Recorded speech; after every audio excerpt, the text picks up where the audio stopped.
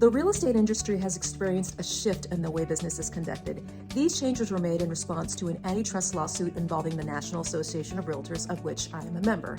I've taken the lead on educating many consumers and in the process have fielded many frequently asked questions that I'd like to capture in a 3-part video series. Here's the first question. The short answer to that question is maybe. The long answer requires me to backtrack a bit.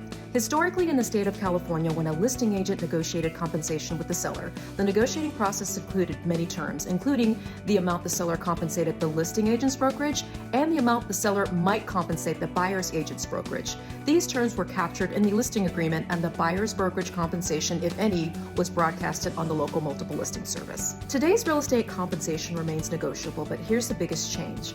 Buyer brokerage compensation is no longer a negotiated term in the listing agreement and therefore is not broadcasted on the multiple listing service. Does this mean that listing agents don't discuss buyer brokerage compensation with the seller? No, they do, and here's why. Listing agents discuss buyer broker compensation because they want to prepare the sellers for the big ask.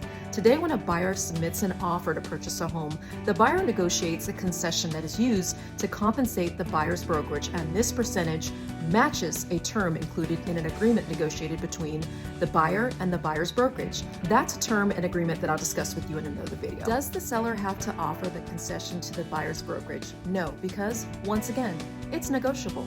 The good news is, in the San Francisco Bay Area, many sellers are willing to offer the concession. But if a seller chooses not to, a buyer with limited cash can add the buyer's brokerage compensation to the purchase price and negotiate a credit matching the compensation that is owed to the buyer's brokerage.